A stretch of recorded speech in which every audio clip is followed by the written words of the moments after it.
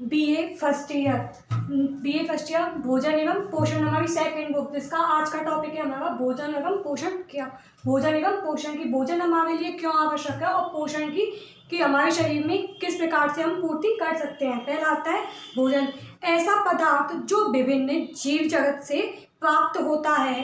भोजन न केवल जीवित रहने के लिए आवश्यक होता है बल्कि स्वस्थ एवं सक्रिय जीवन को व्यतीत करने के लिए भोजन की हमें आवश्यकता होती है।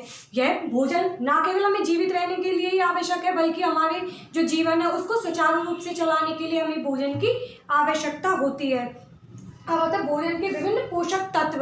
भोजन के विभिन्न पोषक तत्वों में वृद्धि विकास के लिए हमें भोजन की वृद्धि एवं विकास के लिए हमें भोजन की अत्यंत आवश्यकता होती है एवं ऊर्जा प्राप्त करने के लिए भी हमें भोजन की आवश्यकता होती है। शरीर की जो प्रतिरक्षा संबंधी जो तत्व होते हैं, सामान्य तौर पर पोषक तत्व जो है उनको 6 भागों में विभाजित किया गया है। कार्बोहाइड्रेट, प्रोटीन, वसा, खनिज लवण, विटामिन और जल। इन पोषक जो तत्व उन्हें 6 भागों में विभाजित किया है। कार्बोहाइड्रेट, प्रोटीन, वसा, खनिज लवण, विटामिन और जल। कार्बोहाइड्रेट जिसके प्रोटीन, वसा, खनिज लवण, विटामिन और जल। भोजन के विभिन्न जो भोजन की जो विभिन्न अवयव है प्रोटीन, वसा, नियासिन, खनिज लवण, कार्बोहाइड्रेट। प्रोटीन जो होता है वह मांसपेशियों को मजबूत करने के लिए अत्यंत आवश्यक होता है। यानी मांसपेशियां जो है हमारी उन्हें मजबूत करने के लिए हमें प्रोटीन की अत्यंत आवश्यकता होती है। और कार्बोहाइड्रेट हमें शक्ति प्रदान करता है।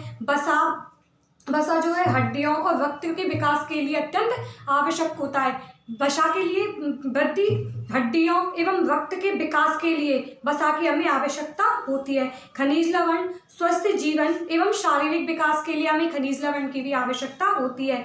विटामिन विभिन्न पोषक तत्व हैं उनको उचित मात्रा में लेने के लिए प्रदान करता है। और जल हमारे जीवन का आधार है, तो इसलिए जल का हमें अधिक उपयोग करना आवश्यक होता है। अब आता है शक्तिदायक भोज्य पदार्थ जिनमें ऐसे भोज्य पदार्थ जिनमें कार्बोहाइड्रेट, प्रोटीन, वसा युक्त भोज्य पदार्थ जो हमें शक्ति प्रदान करते हैं। यानी कार्बोहाइड्रेट, प्रोटीन, वसा, खनिज लवण, विटामिन, जल जो पर्याप्त मात्रा में विद्यमान रहते हैं वह भोजन शक्तिदायक भोजन कहलाता है। जैसे कंदमूल, सूखे मेवे, चीनी, तेल, घी आदि में शक्तिदायक ऊर्जा आदि भोज्य पदार्थ ऐसे होते हैं जिनमें शक्तिदायक ऊर्जा विद्यमान रहती है।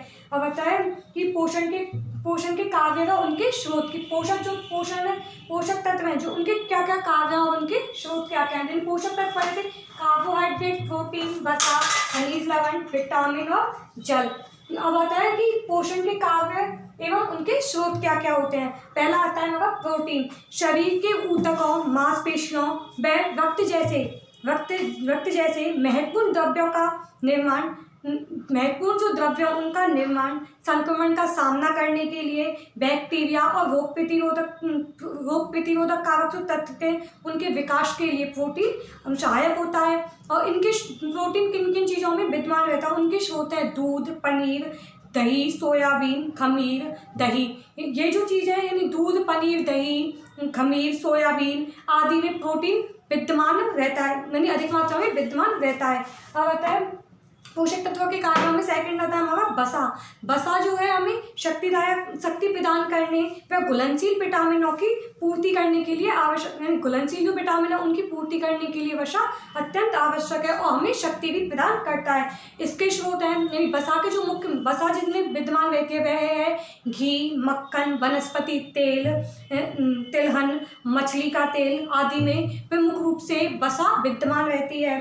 थर्ड आता है पोषण के कार्यों में थर्ड आता है कार्बोहाइड्रेट शरीर को शक्ति प्रदान कार्बोहाइड्रेट है जो हमें हमारी शरीर को शक्ति प्रदान करने में बहुत ही आवश्यक होता है।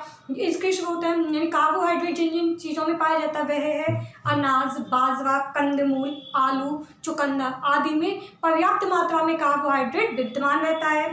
फिर आता है हमारा पोषक तत्वों के अंतर्गत ही विटामिन शरीर की चमड़ी, शैलिश्मिक झिल्लियों इनको स्वच्छ रखते हैं, इनको मजबूत रखते हैं विटामिन, और अंतला में भी बचा और हमें विभिन्न प्रकार के अंतराल से भी बचाते हैं। जैसे स्रोत है इसका मछली का तेल, विटामिन मछली के तेल में दूध एवं दूध से बने भोज्य पदार्थ जैसे दही मावा खमीरीकरण आदि में विटामिन विद्यमान रहता है। विटामिन को भी कई भागों में विभाजित किया गया है। Vitamin A thiamine, vitamin B सामान्य भूख, पाचन शक्ति यानी भोजन की शर्करा की शक्ति में पाचन शक्ति और भोजन की शर्करा की शक्ति में से बदलता है। विटामिन के स्रोत हैं अंडे, विटामिन जिनमें मिलता है वह है अंडे, अनाज, चावल, फलियां, दालें, सोयाबीन, तिलहन आदि में विटामिन निम्नलिखित रूप से विद्यमान होता है। फिर आता है विटामिन बी है जो आंखों को स्वस्थ रखने और उनको साफ रखता है। मुंह के आसपास की जो पपड़ियाँ उन्हें जमने नहीं देता तथा मुंह के किनारों को फटने से भी विटामिन बी बचाता है। यानी मुंह के आसपास के जो किनारे होते हैं उनको फटने से भी बचाता है और हमें स्वस्थ रखने में भी महत्वपूर्ण भूमिका निभाता है। फिर आता है नियासिन चमड़ी, पेट की आंतों को स्वस्थ, विटामिन का नाम है नियासिन, यानी कि जो नियासिन है वह चमड़ी में पेट की आंतों को स्वस्थ रखता है। इसके स्रोत नियासिन जिनमें मिलता है वह है दाल, साबुत अनाज, मांस, मछली, फलियां आदि में नियासिन विद्यमान रहता है। फिर आता है विटामिन सी है वह कोशिकाओं को मजबूत बनाता है, रक्त वाहिनी की जो भित्तियां हैं उन्हें भी मजबूत बनाता है विटामिन सी। संक्रमण जो होते हैं उन रोगों से हमें जल्दी ही मुक्ति पाने की शक्ति भी प्रदान करता है विटामिन सी। फिर आता है विटामिन डी, शरीर में काफ़ी मात्रा में कैल्शियम विद्यमान रहता है और हड्डियां जो है उनको मजबूत बनाने में भी विटामिन डी अत्यंत आवश्यक है। विटामिन डी है वह सूर्य की किरणों से हमें प्राप्त हो जाता है। इसके स्रोत है सूर्य की किरणों के अलावा इसके स्रोत है दूध, मक्खन, अंडे आदि से भी विटामिन डी हमें प्राप्त होता है। अब मुख्य स्रोत इसका है सूर्य का प्रकाश। फिर आता है कैल्शियम एवं फास्फोरस, हड्डियों एवं दांतों को मजबूत बनाने के लिए कैल्शियम की अत्यंत आवश्यकता होती है। जिनके स्रोत हैं दूध, पत्तेदार सब्जियां, मछली, अनाज आदि। फिर आता है लोहयुक्त भोज्य पदार्थ, लोह तत्व जिनमें लोहे की मात्रा अत्यधिक विद्यमान होती है। प्रोटीन के साथ मिलकर के हीमोग्लोबिन को प्रोटीन के साथ मिलकर के वह हीमोग्लोबिन को बनाता है। इसके स्रोत है गुड़, सूखे मेवे, पत्तेदार फलियां, अंडे, मांस, मछलियां आदि इसके प्रमुख स्रोत हैं। अब आता है भोजन के प्रमुख कार्य। भोजन के जो कार्य हैं उनको 3 भागों में विद्यमान किया गया है, 3 भागों में बांटा गया है। शारीरिक कार्य, मानसिक कार्य और मनोवैज्ञानिक कार्य।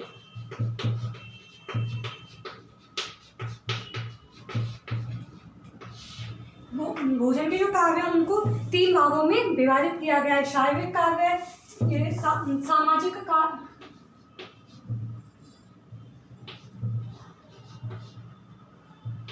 सामाजिक कार्य, सामाजिक कार्य और मनोवैज्ञानिक कार्य। शारीरिक कार्य जिससे हमारे शरीर की शक्ति प्रदान करते हैं, ऐसे भोज्य पदार्थ जो हमारे शरीर को शक्ति प्रदान करते हैं वह शारीरिक कार्य कहलाता है।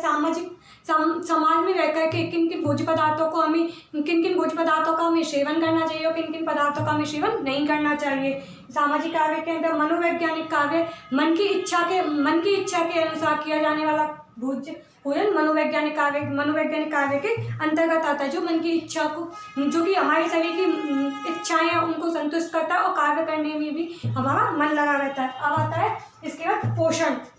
कि पोषण क्या, शरीर के विभिन्न घटित क्रियाओं, शरीर में जितनी भी घटित क्रियाएं होती हैं उनको संपन्न करने के लिए भोजन में विद्यमान पौष्टिक तत्वों की आवश्यकता होती है। यानी कि शरीर के विभिन्न जटिल क्रियाओं को, शरीर की जितनी भी क्रियाएं होती हैं उनको संपन्न करने के लिए हमें पोषण युक्त भोज्य पदार्थ की अत्यंत आवश्यकता होती है, जिससे हमें शारीरिक वृद्धि और तंतुओं के टूट की मरम्मत भी होती है। पोषण के जो कार्य हैं उनको तीन प्रकारों में विभाजित किया गया है। अति पोषण, सुपोषण और कुपोषण। अति पोषण वह पोषण होता है जिसमें अधिक पोषक तत्व विद्यमान, जिनमें सारे पोषक तत्व यानी कार्बोहाइड्रेट, प्रोटीन, वसा, विटामिन, खनिज, लवण और जल प्रमुख रूप से विद्यमान होते हैं, वह अति पोषण के अंतर्गत आता है। फिर आता है सुपोषण या उचित पोषण। सुपोषण व उचित पोषण यह वह स्थिति होती है जिसमें भोजन में सभी भौतिक तत्व व्यक्ति की उम्र, लिंग, शारीरिक व मानसिक क्षमता के अनुकूल, जिसमें पोषक तत्व होते हैं, यानी कि व्यक्ति की उम्र, लिंग, शारीरिक एवं मानसिक क्षमता के अनुकूल में जितने पोषक तत्व विद्यमान होते हैं वह सुपोषण के अंतर्गत आता है। फिर आता है हमारा कुपोषण। यह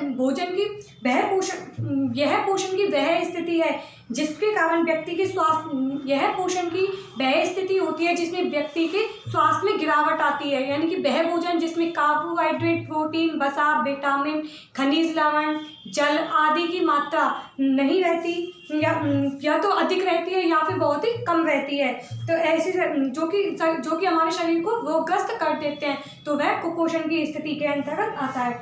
फिर आता है आधारभूत भोज्य पदार्थ। आधारभूत भोज्य पदार्थों के अंतर्गत दाल, दूध एवं दूध से बने भोज्य पदार्थ, मांस, मछली, प्रोटीन, विटामिन, खनिज, लवण आदि के अंतर्गत आते हैं।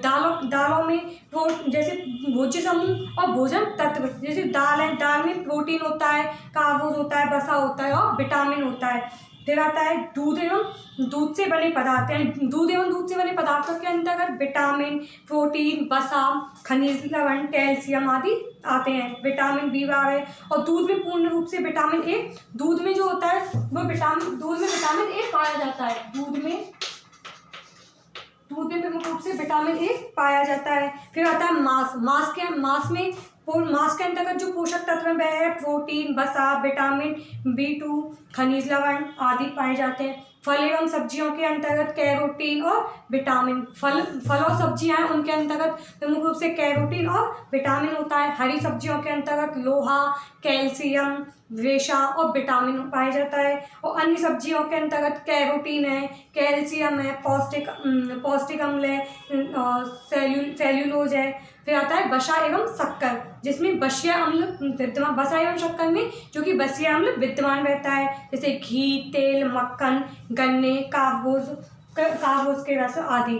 फिर आता है हमारा संतुलित आहार वह आहार जिसमें पर्याप्त मात्रा में सारे पोषक तत्व विद्यमान, यानी कि वह आहार जिसमें सारे पोषक तत्व जैसे कार्बोहाइड्रेट, प्रोटीन, वसा, विटामिन, खनिज, लवण आदि प्रमुख रूप से पाए जाते हैं, यानी कि विद्यमान रहते हैं, जो व्यक्ति की शारीरिक वृद्धि एवं विकास के लिए अत्यंत आवश्यक हो, जो कि कार्बोहाइड्रेट है, प्रोटीन है, वसा है, विटामिन है, खनिज, लवण है, जल है, ये व्यक्ति की वृद्धि एवं विकास के लिए अत्यंत आवश्यक होते हैं और शारीरिक वृद्धि को भी ये प्रभावित करते हैं, जो संतुलित आहार कहलाता है। फिर आता है हमारा इसी के अंतर्गत ही असंतुलित आहार, ऐसा वह आहार जिसमें एक या एक से अधिक पोषक तत्वों की कमी होती है, यानी एक या एक से अधिक जो पोषक तत्व हैं उनकी कमी इसके अंतर्गत होती है, वह आहार असंतुलित आहार के अंतर्गत आता है, यानी असंतुलित आहार कहलाता है।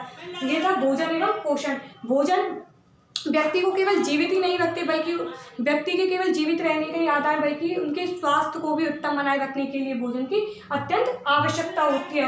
पोषण वह होता है जो व्यक्ति के शारीरिक एवं वृद्धि विकास को भी, पोषण से वृद्धि एवं विकास भी प्रभावित होता है। ऐसा भोज्य पदार्थ जिसमें सारे पोषक तत्व पूर्ण रूप से विद्यमान होते हैं वह हमारे शरीर को पोषण प्रदान करते हैं, वह कहलाता है पोषण। कहलाता है पोषण के तत्वों को मुख्य रूप से 6 भागों में विभाजित किया गया था। कार्बोहाइड्रेट, प्रोटीन, वसा, खनिज, लवण, विटामिन और जल, ये प्रमुख रूप से व्यक्ति के भोज्य पदार्थों में शामिल हो नहीं जाए। फिर आता है शक्तिदायक भोज्य पदार्थ, ऐसा भोज्य पदार्थ जो हमें प्रमुख रूप से शक्ति प्रदान करता है, जिनमें कार्बोहाइड्रेट, प्रोटीन, वसा, खनिज, लवण, विटामिन, जल आदि प्रमुख रूप से विद्यमान होते हैं। फिर आता है इनके पोषक तत्वों के कार्य और इनके पोषक तत्व थे कार्बोहाइड्रेट, प्रोटीन, वसा, खनिज, लवण, विटामिन और जल, और उनके जो ये थे और इनके भोज्य पदार्थ जिनसे हमें इनके प्रमुख स्रोत किन चीज़ों से हमें ये चीज़ें प्राप्त, यानी कार्बोहाइड्रेट, प्रोटीन, वसा, विटामिन और जल, ये चीज़ें हमें किन भोज्य पदार्थों से हमें इनकी प्राप्ति होती है, तो इनके कौन स्रोत रहते हैं।